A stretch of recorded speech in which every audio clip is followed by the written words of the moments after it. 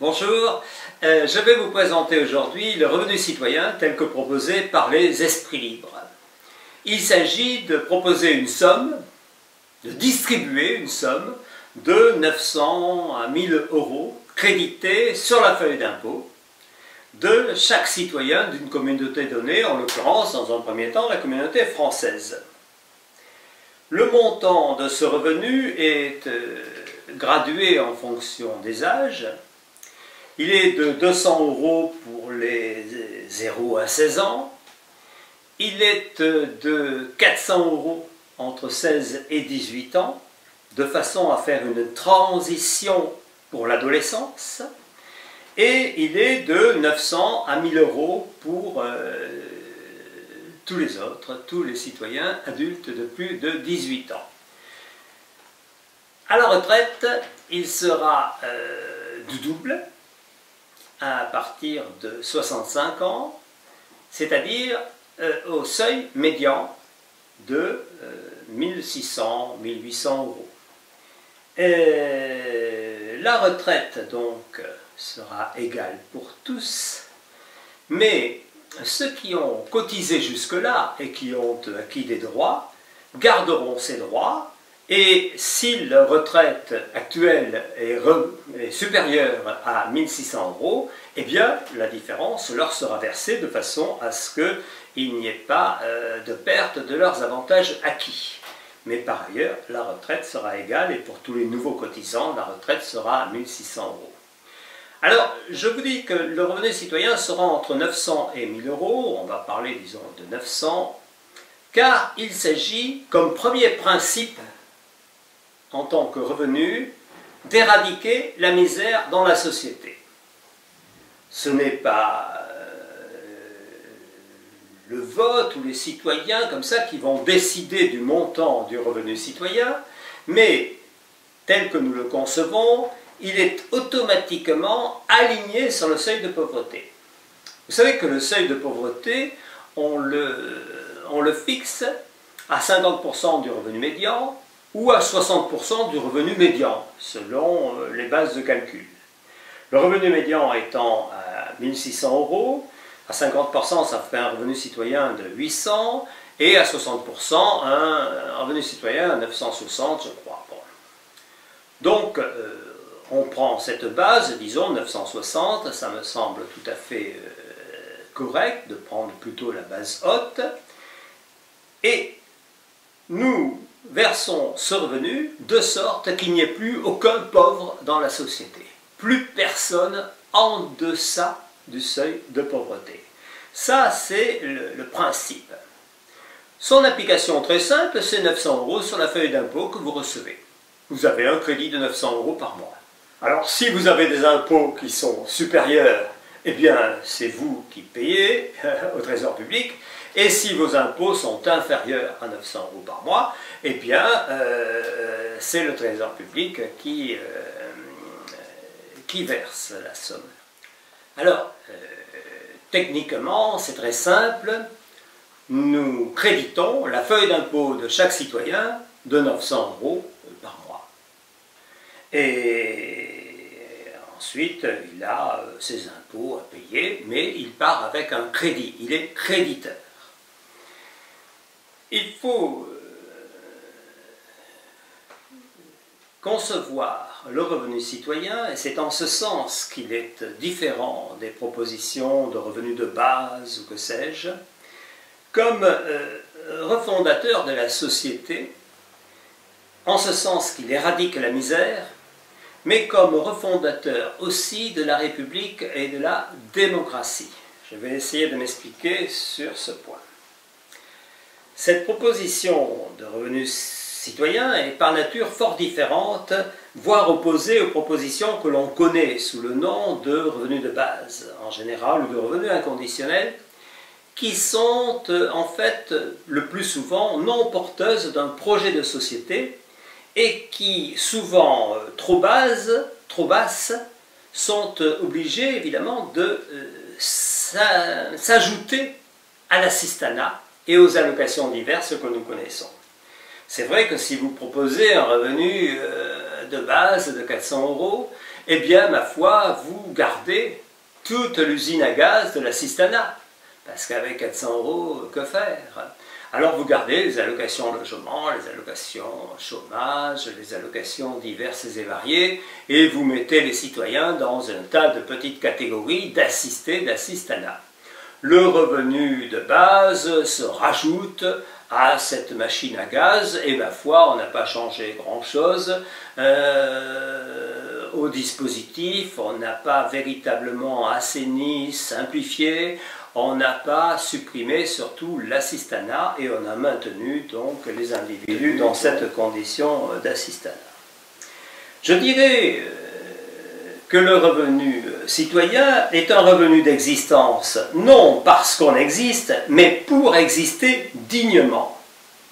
Quand vous avez 7 à 8 millions de personnes qui vivent en deçà du seuil de pauvreté dans la société, on ne doit pas débattre pour savoir si la mesure est bonne ou pas. Il est évident qu'une mesure qui éradique la misère est bien meilleure qu'une mesure qui maintient cette misère au prix de l'assistanat, parce qu'aujourd'hui nous avons un assistanat considérable, mais une misère tout aussi considérable, encore une fois, 6-7 millions de personnes en deçà du seuil de pauvreté.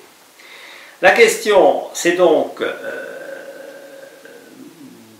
pour nous, de savoir si on maintient l'assistanat avec 400 € de revenu de base ou si on éradique totalement la misère en supprimant l'assistanat avec 960 € de revenu citoyen.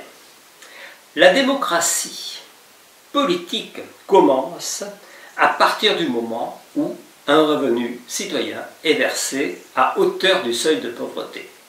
Et ça, c'est autant il s'agit de refonder la société en éradiquant la misère, autant il s'agit de refonder la démocratie politique en introduisant un élément de démocratie économique. Je m'explique. Comment peut-on parler de démocratie vivante dans une société donnée? Comment peut-on parler de bien commun si l'on a 7, 8 millions, 6 millions, 7, 8 de citoyens en deçà du seuil de pauvreté? Il est clair que ceux-là, comme les esclaves dans l'ancienne Athènes, ceux-là sont de fait, d'une façon ou d'une autre, exclus du processus démocratique, exclus du processus décisionnel, exclus évidemment du processus de formation. D'une façon ou d'une autre, nous sommes dans une discrimination absolue. Les pauvres sont écartés de la démocratie politique et de la démocratie vivante. On se paie de mots en parlant de démocratie politique, comme d'une certaine façon, en qualifiant la démocratie athénienne de démocratie politique, on se paie un peu de mots quand on sait que les femmes, les esclaves en sont exclus, voyez-vous. Alors, il s'agit de réintroduire tous les citoyens, l'unanimité des citoyens, dans le cercle vertueux, hors de la pauvreté, c'est-à-dire de réintroduire un élément de démocratie économique qui permet, et qui permet lui seul, la démocratie politique de s'exercer, d'être ce que nous appelons une démocratie vivante. Voilà un peu, disons, la première dialectique qui nous fait dire que éradiquer la misère, c'est refonder la société d'une part, et en même temps, éradiquer la misère, c'est introduire la démocratie économique dans le processus de démocratie politique. C'est donc le passage d'une démocratie formelle, telle que nous la connaissons aujourd'hui, à une démocratie vivante. Il est bien clair que c'est tout simplement refonder notre République à partir de ses axes liberté, égalité, fraternité, auquel on pourrait ajouter laïcité. Liberté. Liberté, évidemment, parce que qui peut nier que l'on est beaucoup plus libre quand on n'est pas pauvre que quand on est pauvre. Quand on est pauvre, on n'est pas libre. Absolument pas libre du tout. On est dépendant et on est assisté. Quand on n'est pas pauvre grâce à l'assistanat, bon, c'est peut-être mieux, Mais on est dans une situation d'assistanat, d'assister, avec toute la honte sociale, on est un sous-citoyen quand on est assisté. Bon. Et là, la liberté, évidemment, elle gagne considérablement quand on a un seuil de subsistance, un seuil qui permet d'appréhender l'existence sans être dans le besoin absolu, c'est-à-dire dans la dépendance ou dans l'assistanat. Égalité. Égalité, eh bien oui, parce que nous introduisons, évidemment, avec un revenu égal pour tous, à la base, 960 €, ce n'est pas beaucoup, mais ce n'est pas rien, puisque ça couvre les besoins de base, c'est quand même essentiel, c'est vital, je dirais. On introduit un élément d'égalité tout à fait considérable entre les citoyens, un élément d'égalité que nous n'avons pas aujourd'hui, ou que nous n'avons qu'au prix de l'assistanat, et encore de façon tout à fait imparfaite. Donc, liberté, égalité, et fraternité.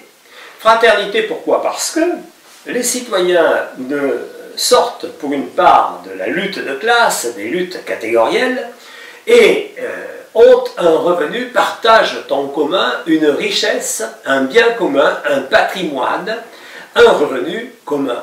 Imaginez-vous que vous ayez un revenu commun avec votre frère, votre soeur, votre père, votre mère, votre voisin, votre patron, votre enseignant, que sais-je. Bon.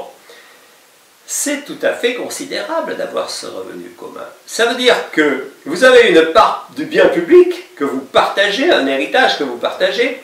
Quand on a un revenu commun, on y tient, on le défend. On ne va pas s'amuser à jeter un papier par terre, parce qu'on sait très bien qu'à chaque fois qu'on jette un papier par terre, on fait baisser le revenu commun de tout le monde, mais aussi son propre revenu commun, son propre revenu d'existence. Voilà des éléments qui sont vivifiants pour notre liberté, égalité, fraternité, pour notre République française. Et je dirais donc en un mot que la société est beaucoup plus facile à organiser quand elle n'a pas de pauvres en son sein, et d'autre part, la démocratie devient vivante quand elle n'a pas de pauvres en son sein, quand on a effectivement enrichi les pauvres sans qu'il y ait la moindre assistanat en quoi que ce soit. Sachons reconnaître qu'il n'y a pas de démocratie politique véritable sans cet élément de démocratie économique, sans que chaque citoyen ait la possibilité de ne pas dépendre pour ses besoins essentiels du marché, d'un patron, de que sais-je. Alors, vous allez me dire, oui, mais bon, c'est bien gentil, mais la lutte de classe, là-dedans, qu'est-ce qu'elle devient? On enlève un peu le pain de la bouche des marxistes, en quelque sorte. La question se pose, en effet, savoir s'il nous faut mépriser les pauvres et les travailleurs, ou bien s'il nous faut les défendre. Le revenu citoyen enrichit les pauvres et sort effectivement les travailleurs de l'esclavage salarié, indéniablement. Avec le revenu citoyen, l'individu devient un citoyen, un esprit libre, et nous le verrons, un étudiant et un créatif. Alors évidemment, ça, vous allez me dire, ça ne fait pas l'affaire du marxisme. Oui, c'est vrai, il a tendance, avec notre position libérale-libertaire, la position des esprits libres, à s'écrouler une énième fois, et c'est bien sûr la pensée libérale-libertaire qui l'emporte. Pourquoi ? Parce que la condition de pauvre disparaît de fait. Et parce qu'il n'y a plus de pauvres dans la société. Et parce que la condition du travailleur, le travail, si vous voulez, n'est plus une obligation. Mais le travail n'est plus une nécessité. Mais il devient un choix libre, une option possible qui va se négocier sur le marché, qui existe toujours, mais qui rapportera un salaire en plus du revenu citoyen, un salaire qui va se cumuler. Que la pauvreté, le travail disparaissent, le travail salarié aliénant disparaissent pour que chacun devienne citoyen, et on va retrouver la lutte des classes, mais simplement sur le marché du travail, mais elle n'est plus le moteur de l'histoire en dernière analyse, comme dirait l'autre. Le rapport employeur-employé est évidemment considérablement modifié à l'avantage de l'employé, qui n'est plus dépendant de son employeur et dispose d'offres beaucoup plus abondantes, puisque le chômage disparaît, nous verrons par quel processus, et il a une base salariale, ce salarié, hors emploi avec son revenu citoyen. La condition salariale devient pour chaque individu secondaire, non vitale dans la distribution des revenus, comme dans la définition de l'être, je dirais, d'un point de vue philosophique, qui sera plus un étudiant permanent et un créatif qu'un travailleur. Constatons par ailleurs que pour les privilégiés, leur travail restera un objet d'étude permanent et un objet de création, de créativité, ce qui est évidemment recherché.